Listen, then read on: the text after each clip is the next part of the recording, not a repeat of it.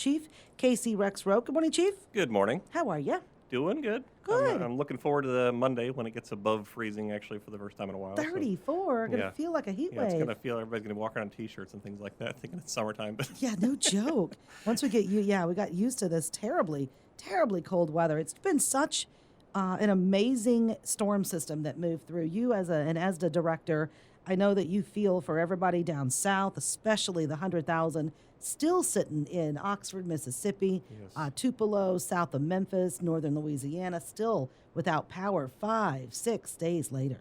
yeah, we were very fortunate to avoid all that snow and the high winds and ice, especially. The ice, yeah. The ice is huge. I would rather have a bunch of snow than just a half inch of ice because that knocks out the power very quickly.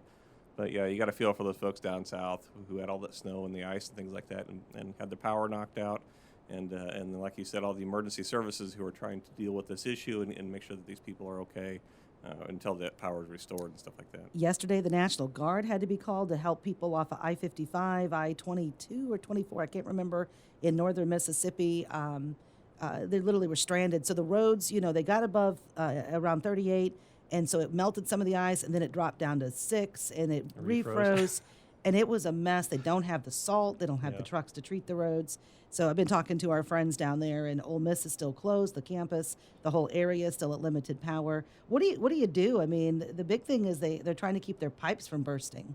Yeah, generally, if you wanted to keep your pipes, are you talking about the pipes bursting?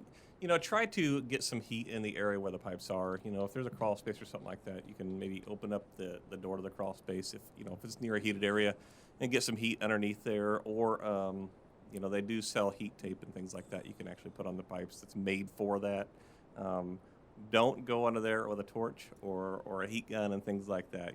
There's people who have done that, and it has been known to start fires, especially when you take a torch under there. People think, well, I'll just go under there and get it close, but not too close. But then before you know it, so you've caught something on fire, and very hard to put out in those tight spaces. And so, please be very, very careful. And a lot of people just let the water drip. You find that I've seen a lot of videos online where people trying to find that perfect amount of water. You let the faucet just drip a little bit and keep that water flowing through the pipe just enough to keep them from freezing up. And so that's maybe the best strategy. Okay. Well, and they have no power, so they've been having to run a generator for an hour at a time to try to get that heat, Yes. in there. Thank God we did not get that kind of ice or damage here, but and the emergency crews. And again, you're an ASDA director. You know what kind of overtime and amount of work that's going into parts of this country that people are trying to get all that snow. I mean, gosh, in the Northeast, I think Kaylee was telling me, and where her family lives,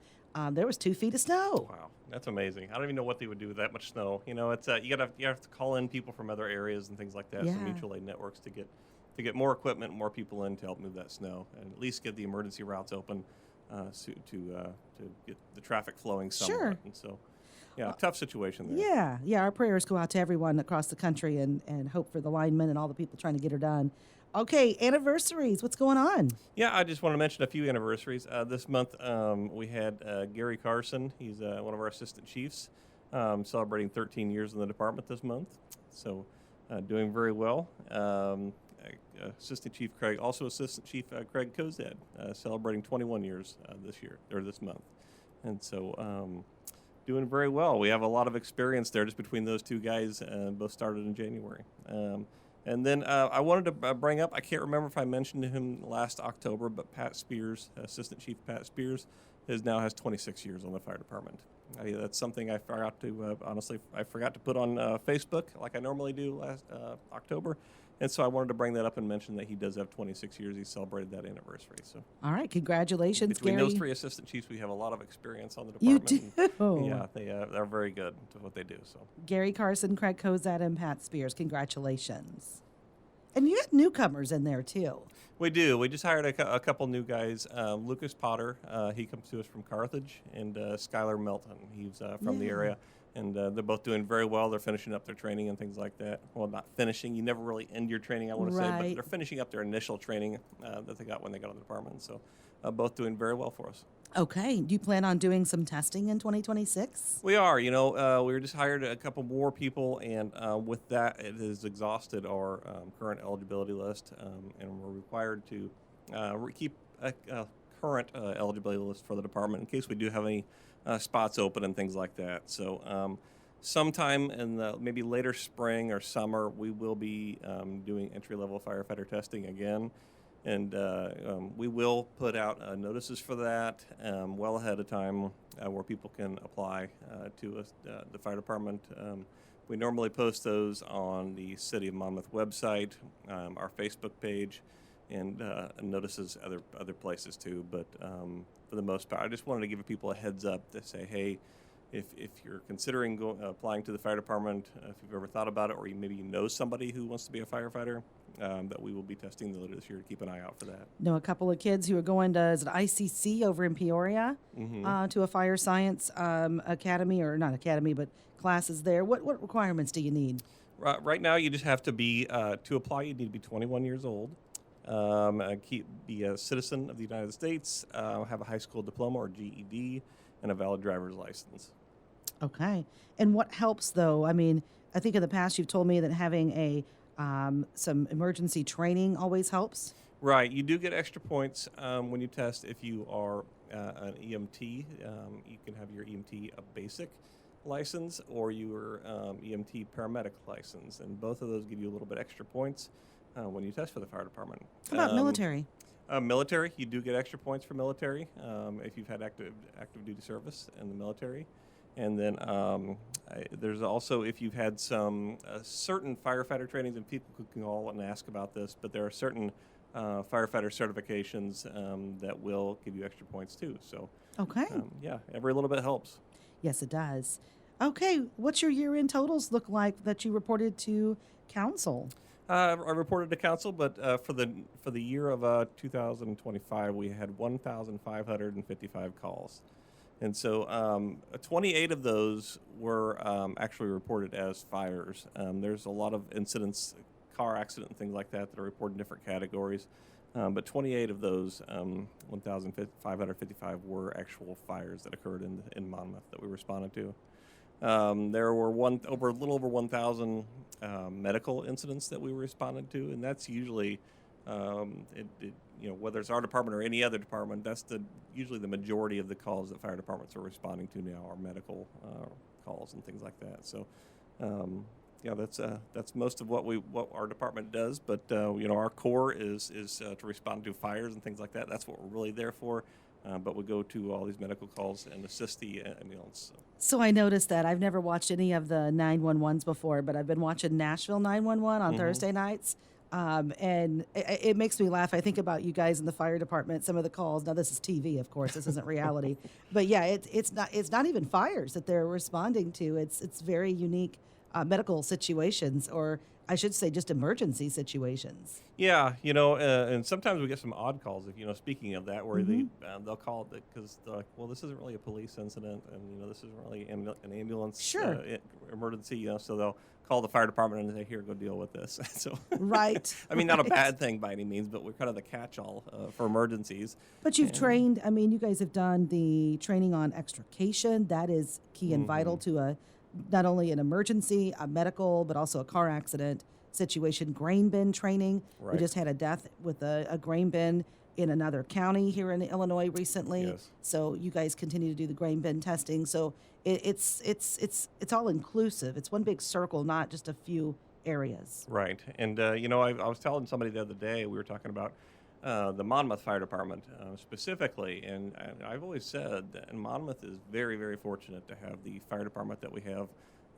able to respond in the community. Our firefighters are very high level of training, compared to other fire departments. A lot of our firefighters, they don't, some fire departments, they will have one person who does just this one job or, things like that.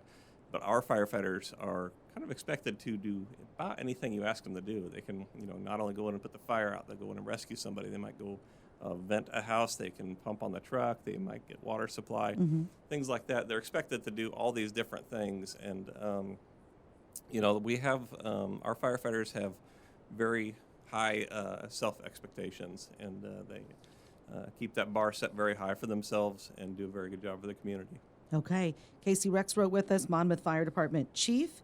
All right, Chief, let's talk about this time of year is space heaters, generators, and carbon monoxide awareness. Right. Yeah. You just mentioned generators when we were talking about the winter storms, and things like that. And made me think of times that we've had the power outages in town, and a lot of people want to take that generator and put it, say, inside an attached garage or inside the basement or something like that. And you just want to remind people that even though they are very clean burning and things like that, they do put off a lot of carbon monoxide. Those generators that run on gas and kerosene, things like that. And so keep those generators outside and run a cord into the house, but they need to be away from the house far enough where they're not blowing exhaust in through a window or a door, and that they're not going to the exhaust isn't going to melt the siding or something like that on the side of the house. So keep those generators away from the house.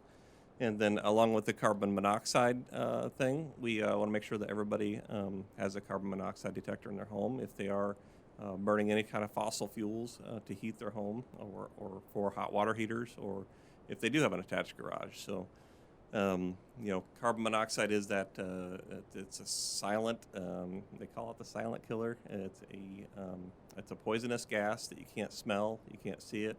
It's not like natural gas. The natural gas has that pungent, like rotten egg smell. Sulfur, that's injected. Yes, and so carbon monoxide is not like that, and you can't see it or smell it or taste it or anything. It's just there, and it is poisonous. And so if there's enough in your home, it can cause a serious injury. So please make sure that you have those carbon monoxide detectors in your home when you're testing them. Okay. And then space heaters, that's the other one that you say over the years continues to cause, can be the start of a fire.